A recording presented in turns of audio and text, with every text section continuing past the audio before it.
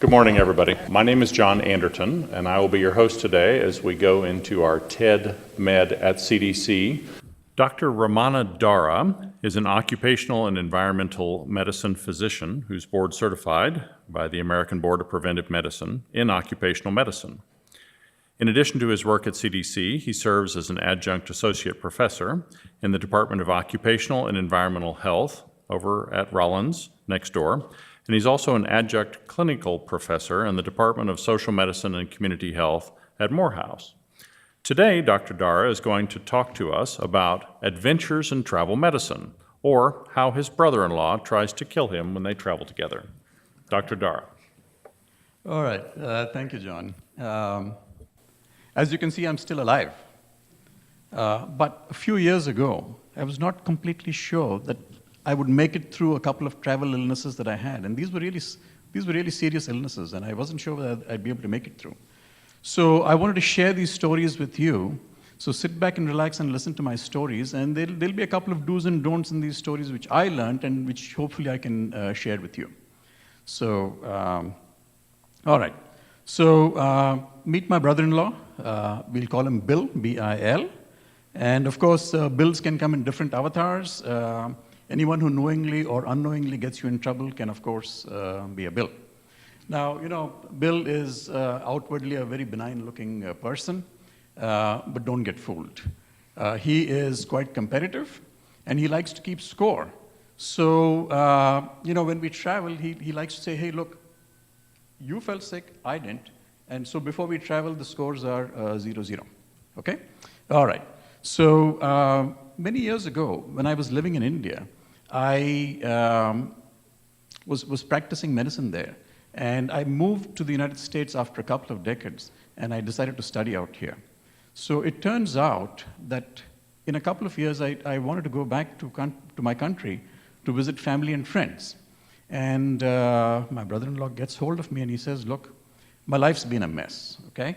I need you to listen to what's going on with me. And so he grabs me and says, okay, I need your undivided attention. And please, he brings along several bottles of beer and he says, let's go on up, I want to talk to you. So, all right. So we go on up to the terrace of his house, which is an open terrace. And of course, it's also open house for mosquitoes. And as we all know, this is now it's the evening time, and the mosquitoes like to bite between dusk and dawn.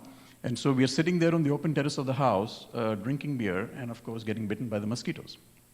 So he keeps telling me these stories, and as the level of beer keeps dropping in the bottles, the level of human blood in the mosquitoes keeps rising. And so that, of course, we get bitten several times. Now, after spending the night there with him listening to his sob stories, the next day I get on a plane and I come back to the United States. And within a few days, I start developing these fever with chills and rigor and shaking, and which break out in a sweat. And of course, pretty soon this is diagnosed as malaria. Now it turns out that living in India, I never had an attack of malaria. But when I moved to the United States, which is a non-endemic country for malaria, I lost some of that low-level immunity which you develop when you live in an endemic country. So when you come out of the country and then you go back, you've lost that immunity. So now you get bitten by the mosquitoes, and there you go. You don't have immunity very much anymore, so you do get the attack. So I call up my brother-in-law and I say, hey, look, both of us were sitting on the terrace. Both of us are bitten by mosquitoes. And, I got the malaria, but you didn't. So he says, see, this is one very good reason why you shouldn't have left this country. Your immunity would have continued if you had stayed over here. All right. So I realize now this is my fault, and I say, okay, I lost my immunity, and therefore, but I've learned my lesson now. So I say, no more drinking with beer with you. And I'm wearing a beer shirt, so I think this is a bad message to you people. So I'm going to take the shirt off and put it on this side. I'm just going to have my vacation shirt on, and from now on, it's no more drinking. Okay? All right. So what were the prevention tips I should have taken when I went to India? Well, I should have had the insect repellents with me with DEET. I should have had anti-malarial medications, and of course, slept in mosquito bed netting.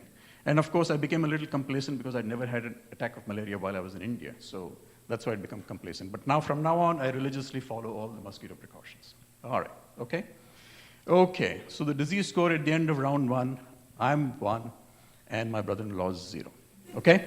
And 1 does not mean that I'm actually better, I'm actually worse. So, okay, he's keeping score, by the way. So, all right, let's fast forward by a couple of years. I'm on a research project in South India, and I'm doing a lung function survey.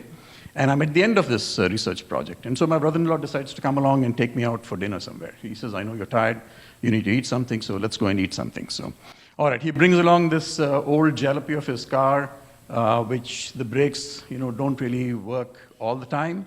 The headlights also don't work all the time. But we are driving in this rural area in South India, and we come to a nearby village, and he says, there's some food out here which is really good. So, all right, but it turns out that the headlights, as I said, work only intermittently. And in this village, there are lots of people. So pretty soon we bump into a cyclist who falls to the ground, and he's probably injured, but we're not quite sure.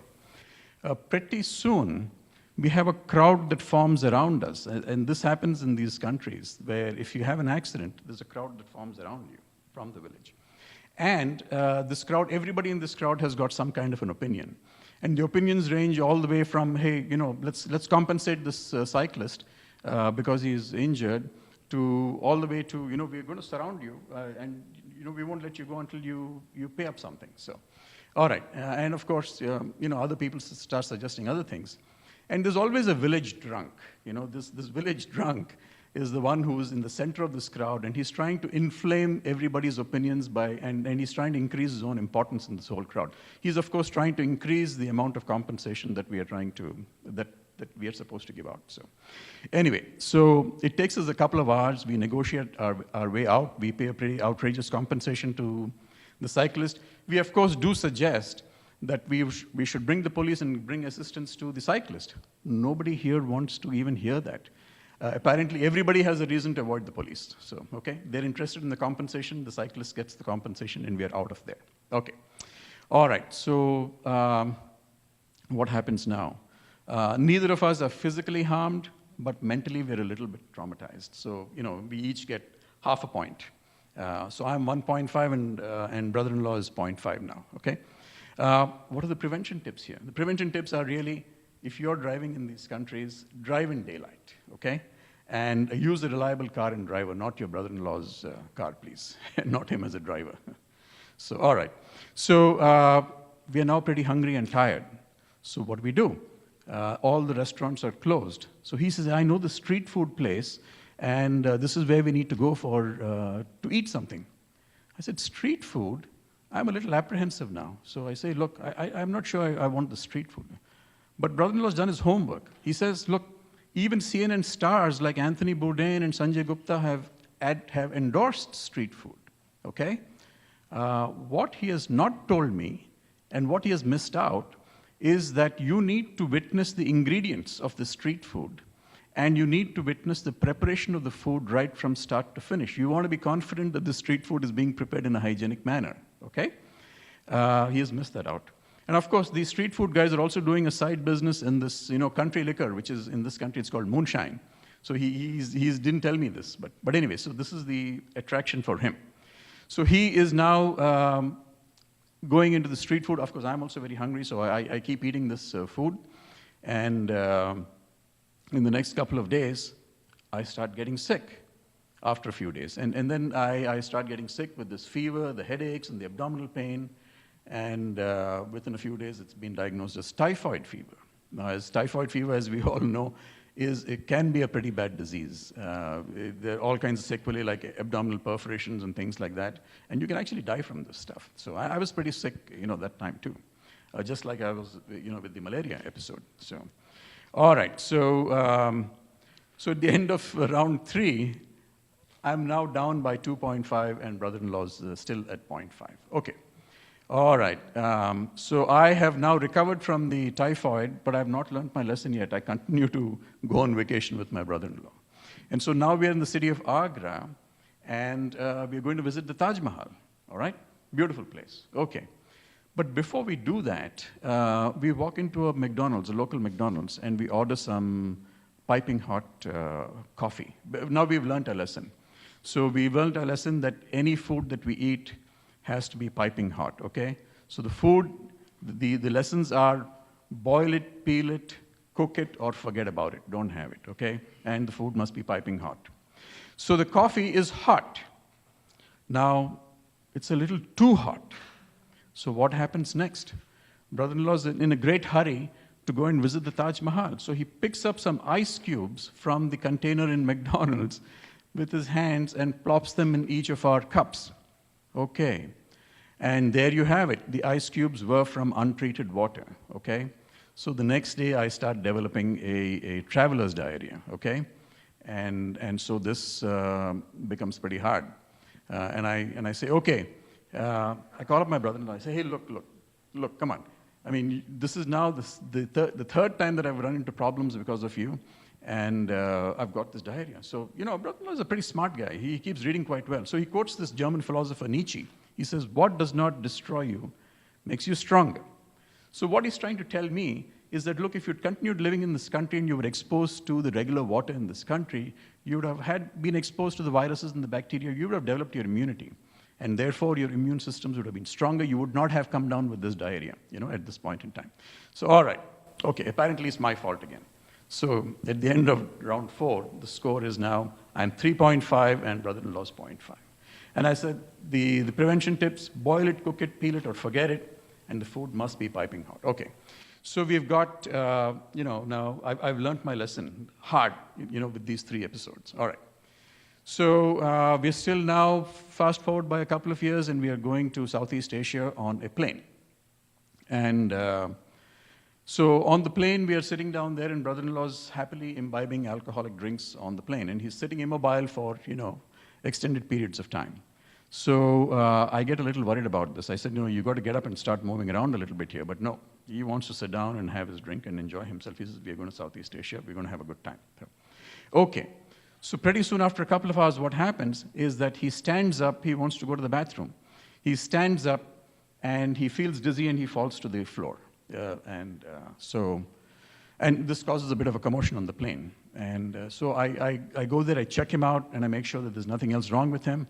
And then I pretty quickly figure out he's got something called a vasovagal syncope, which in lay terms actually means that when you stand up suddenly after sitting for a long period of time, your blood pressure drops, you feel dizzy because the oxygen is not getting enough, the brain is not getting enough oxygen, and then you fall to the ground, okay? So what happens, what do I do over here? I pick up his legs so that the blood flow to the brain increases, and then he now feels better in a couple of minutes. He gets up, and he's a little embarrassed. He goes to the bathroom, but he's fine, all right? But now, the disease score now is I'm still at 3.5, and he's now gone to 1.5. And prevention tips, on the plane here, move your feet every so often to stimulate the circulation, get up and move around, and keep yourself well hydrated, not with the alcohol, though. So, all right. So we're now in Southeast Asia, and we've got our prevention tips. We've got mosquito precautions. We've got motor vehicle and plane safety. We've got the food safety and water safety tips down. So we think we're pretty safe, all right? We're using public transportation, moving around, not private vehicles. Okay. So now we are, watching, this is Angkor Wat in Cambodia. We're going to all these great Hindu and Buddhist temples and having a great time. So what happens next? At the end, we're pretty tired about, after doing all of this. So I asked my brother-in-law, I said, what do you want to do next, He says, look, I'm very tired. I want a massage, he says with a wink. So I said, massage? Most of these massage parlors are legitimate, but some of them are not, okay? So we know from CDC statistics that between 5 to 50% of travelers report casual sex with a new partner when they're abroad, okay? So the prevention tips here are avoid prostitutes, use condoms correctly and consistently, and seek medical attention if you need it, okay? So I'm looking around, trying to call on my brother-in-law saying, hey, look, this is what you need to do. But hey, I can't see him anymore. He's gone, he's already taken off. I don't know where, probably one of these massage parlors. But anyway, so since then I've not really seen him very much, okay? And, but I heard that he's not all that well, okay? So the final score at the end of all of this is I'm at 3.5, brother-in-law's pretty sick, Okay, that's what I've heard, but I haven't seen him. So if you folks ever in your international travels happen to see my brother-in-law, please let me know. You know, I want to give him some help, I want to give him some treatment, and I just hope he gets better. All right? Thank you very much.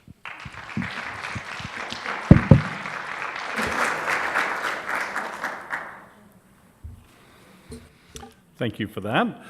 My question for you has to do, here's your microphone, with travel in the United States. Maybe there are people who would like to learn some of these tips but wouldn't be exposed to some of the situations you described in India and Southeast Asia.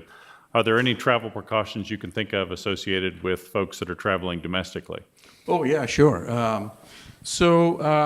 First of all, you know, people travel to all kinds of places to do backpacking and, you know, climbing and things like that. So motor vehicle safety, of course, is one of the important issues here, you know. The other issue is that people who do backpacking, they're exposed to natural waters which are not treated. And these natural waters can contain something called an intestinal parasite called Giardia. So Giardiasis is something which is very common that we see in this country, and so they need to avoid these fresh waters. So the ideal thing is to either carry your own bottled water or carry iodine tablets so that you can treat these fresh waters so that you don't get giardiasis. Thank you very much. Thank you.